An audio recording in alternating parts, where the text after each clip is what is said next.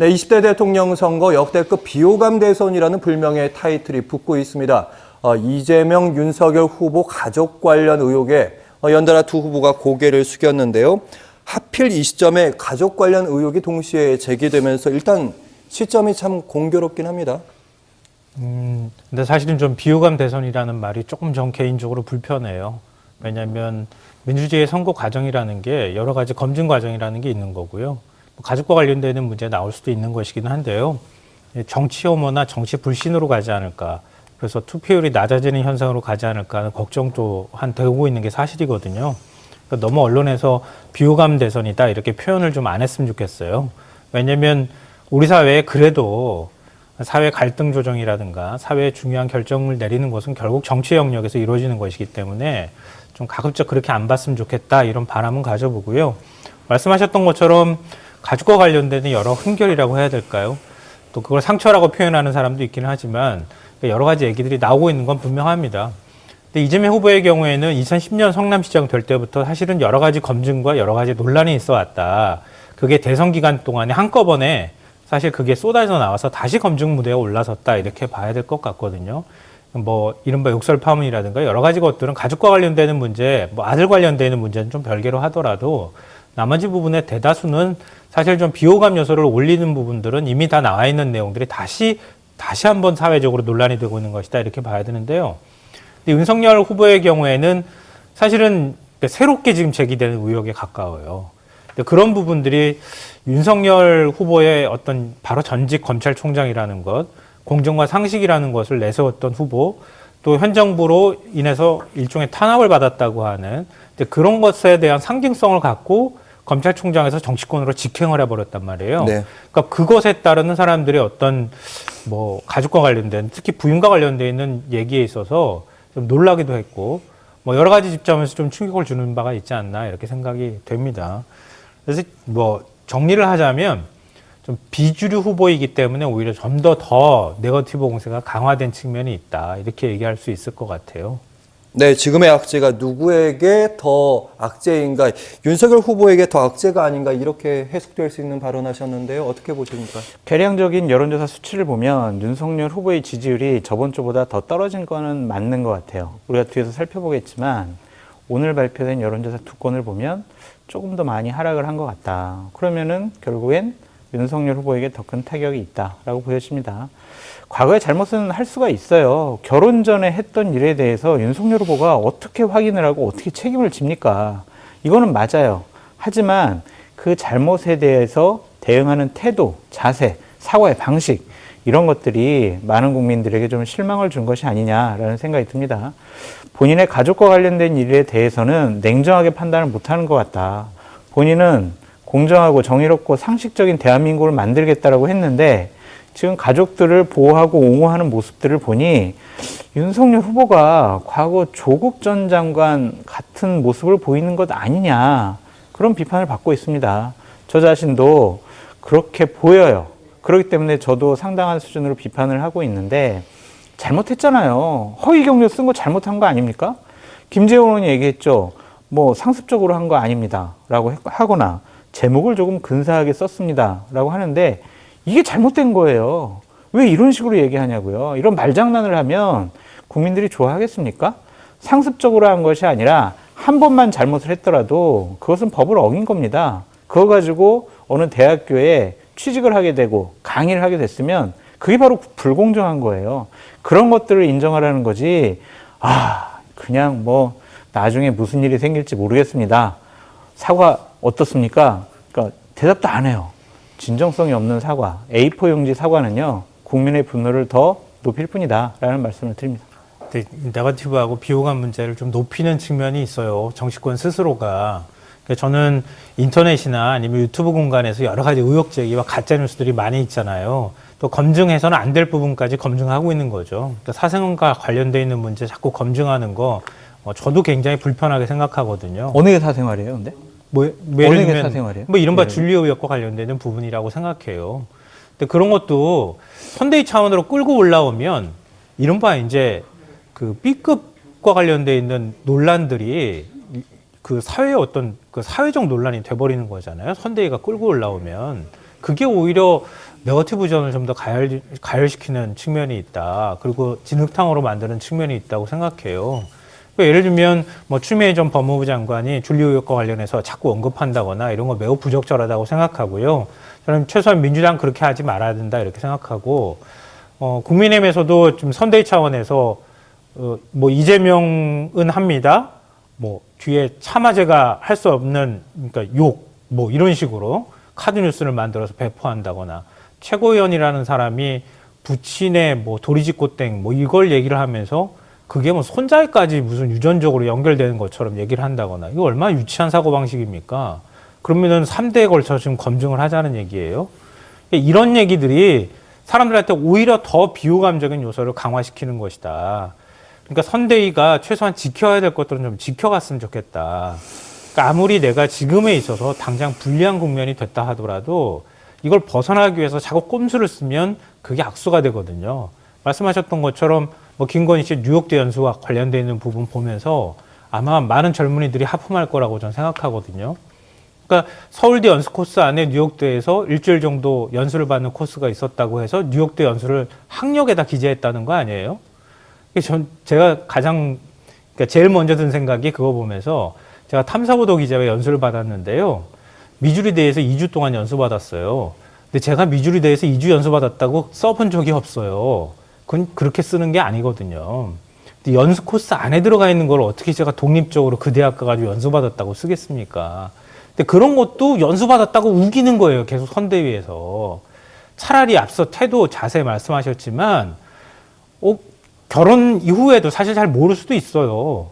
그러니까 그런 부분에 대해서 사실은 죄송하다고 하면 될 부분인데 끊임없이 아니라고 하면서 오히려 더 많은 사람들한테 논란을 불러일으키고, 그게 저는 결코 유리한 방향으로 가지 않을 거라고 보거든요. 그러니까 이재명 후보도 역시 자녀와 관련돼 있는 의혹 나오는 거 그냥 고개 숙여야 되는 거예요. 죄송했다고. 저도 제 자식 마음대로 안 되지만 이재명 후보도 안 됐을 거라고 생각하거든요. 그래도 검증하면 죄송하다고 해야 되는 거예요. 잘못했다고 해야 되는 거거든요. 네. 그런 자세가 매우 중요하다. 그래야 그걸 넘어서서 정책 검증으로 넘어갈 수 있다고 생각합니다. 네. 이재명, 윤석열 두 후보의 가족 리스크에 대한 사과 이후의 지지율, 정말 어떤 영향을 미쳤을까? 오늘 여론조사 기관 두 곳에서 발표한 결과를 좀 살펴봅니다.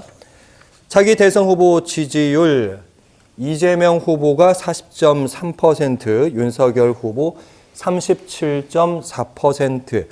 두 후보 모두 하락은 했는데 윤석열 후보의 하락세가 좀 더 보이고요.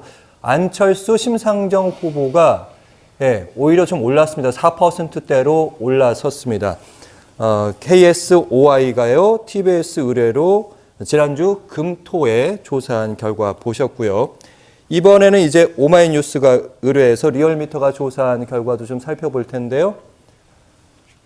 윤석열 후보가 45.2%, 그리고 이재명, 아니군요. 44.4%, 그리고 이재명 후보가 38%.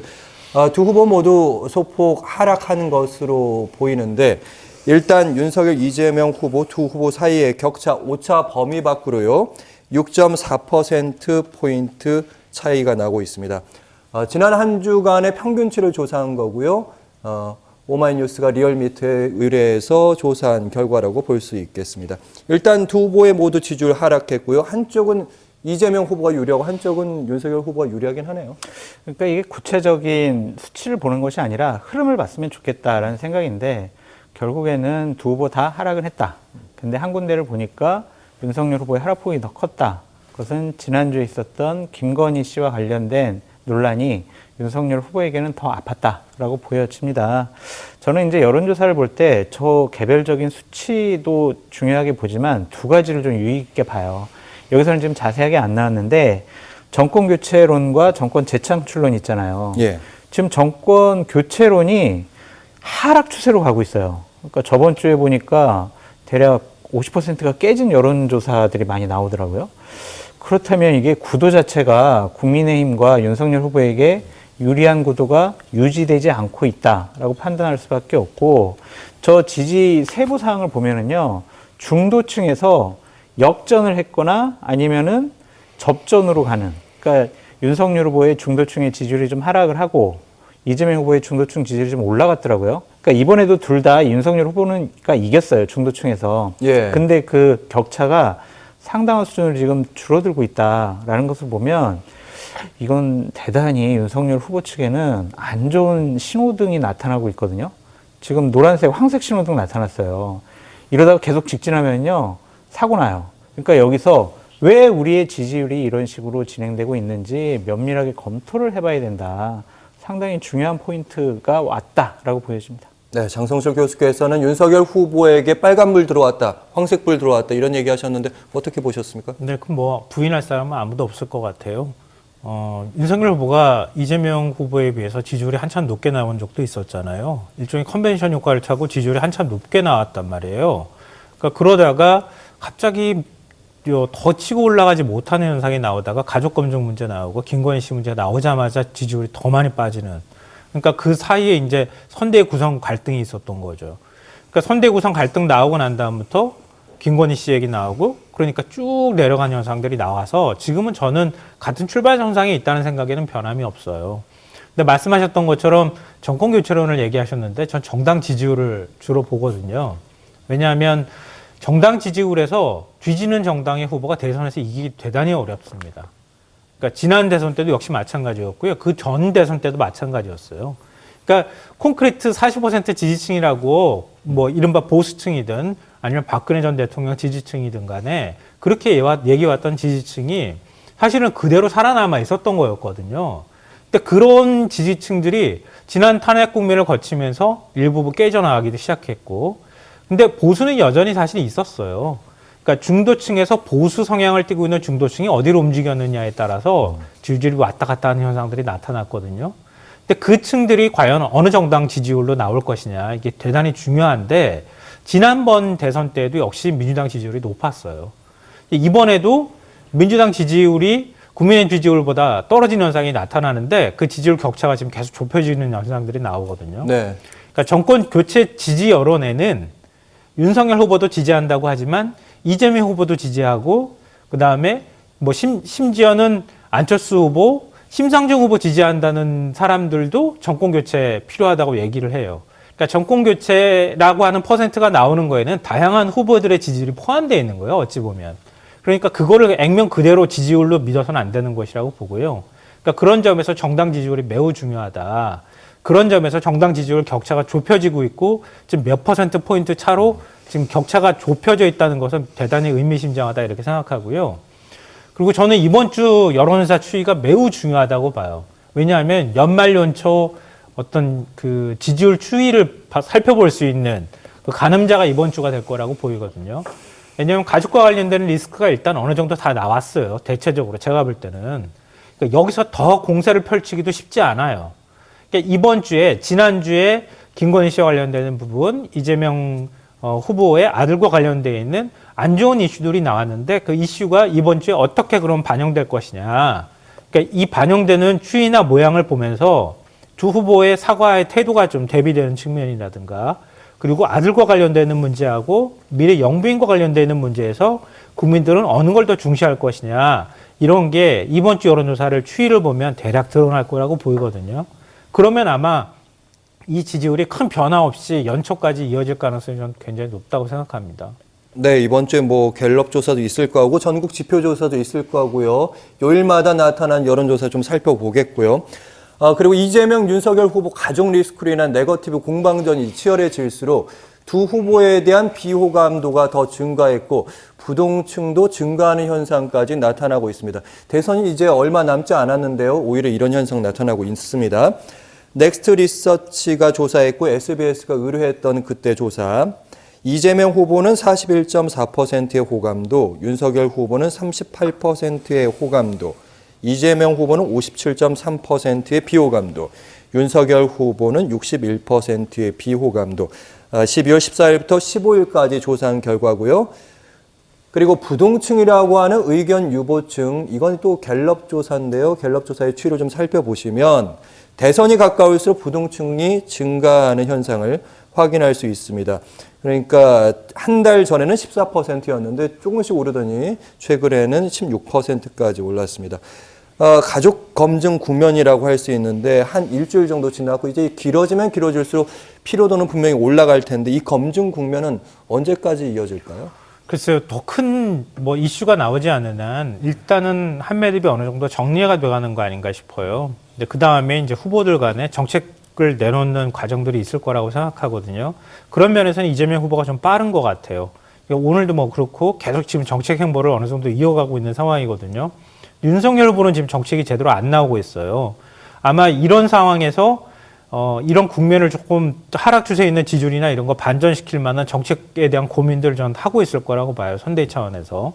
그러니까 앞으로 가족 검증에 대한 이슈가 특별히 더 많이 나오지 않는 한 이건 어느 정도 비호감도로 잠복된 현상들이 나타나고 그 다음에 후보들 간에 다른 국면 전환을 할 만한 요인들을 끄집어낼 가능성이 저는 있다고 보이거든요.